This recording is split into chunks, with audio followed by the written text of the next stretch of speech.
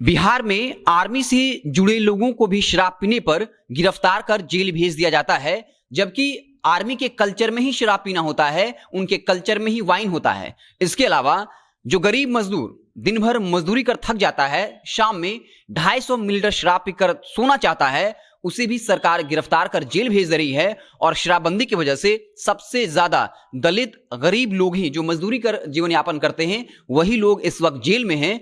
ये बातें हम पार्टी के राष्ट्रीय अध्यक्ष जीतन राम मांझी ने कही और साफ तौर पे कहा कि बिहार में शराबबंदी से नुकसान ही हो रहा है और बिहार के मुखिया सीएम नीतीश को इसकी समीक्षा करनी चाहिए कि आखिर शराबबंदी से कितना फायदा हुआ है और कितना नुकसान हुआ है। क्योंकि जीतन राम मांझी गया से आते हैं, तो उन्होंने साफ तौर पे कहा कि गया में टूरिज्म सेक्टर बर्बाद हो चुका है। पहले जो लोग यहां पर टूरिज्म के लिए आते थे, घूमने के लिए आते थे, अब वो बिहार ना आकर सीधे कोलकाता चले जा रहे हैं।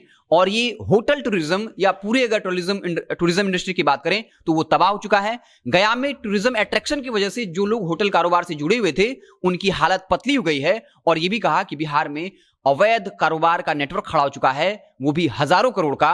और साफ तौर पे नीतीश कुमार को सलाह दी है कि इसकी समीक्षा की जाए।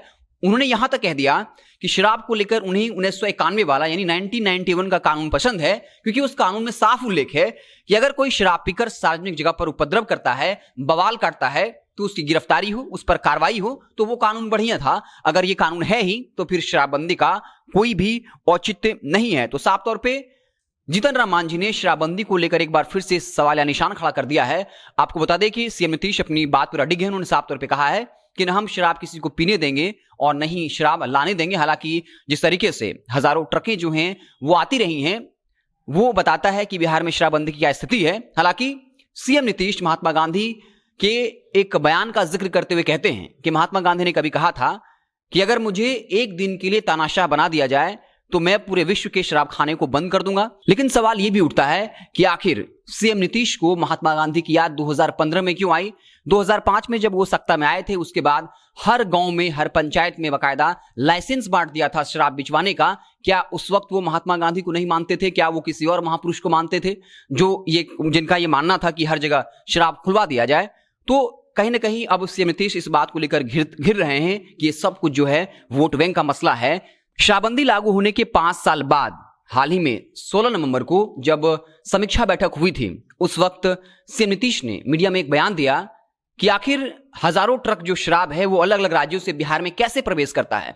तो बिहार के मुखिया सीएम नीतीश कुमार ये कहते हैं कि 5 साल के बाद कैसे ट्रकें जो हैं वो बिहार में आ रही हैं, उनको अब तक नहीं पता है। और साफ तौर पे खबर भी आई थी कि रांची से कैसे एक ट्रक शराब जो है वो सीमावर्ती इलाकों को पार करते हुए, कई थानों के इलाकों को पार करते हुए पटना पहुंचकर उस पर दबिश की जाती है। फिर पाया जाता है कि उस पर 4,500 लीटर की शराब है। तो साफ तौर पर जीतन राम मांझी ने जिस बात का जिक्र किया, उस बात में दम दिखता है कि एक तरफ शराबबंदी तो असफल हुआ ही है, लेकिन इसके बजाय कई ऐसे शराब माफिया हैं जिन्होंने हजारों करोड़ का पैरेलल इकोनॉमी खड़ा कर लिया है। और शायद यही वजह है कि सीमावर्ती इलाकों से जो है वो हजारों ट्रकें, सैकड़ों ट्रकें जो हैं पार कर जाती है, क्योंकि उनके पास हजारों करोड़ रुपए है और वो प्रशासन के साथ मिली भगत कर, साठ गांठ कर ये पूरा पैरेलल इकोनॉमी चला रहे हैं। और इसकी जड़ में जो है वो हजारों करोड़ की इकोनॉमी है, जिस पर अब सीएम नीतीश की भी नहीं चल रही है। 5 साल बाद उन्हें इस बात का उपाय नहीं सूझ रहा कि आखिर जो बाहर की राज्यों से शराब आती है उस पर कैसे रोक लगाया जाए। तो अब देखना दिलचस्प होगा कि जीतन राम मांझी के इस बयान के बाद जो उन्होंने शराब को लेकर कही है, समीक्षा की बात कही है, स्वाभाविक तौर पर आरजेडी से मुद्दा बनाएगी और इस पर क्या कुछ जेडीयू का स्टैंड होता है, क्या कुछ बयान होता है, जैसे ही कुछ अपडेट आएगा तो हम उससे आपको इत्तला करेंगे। बहुत बहुत धन्यवाद।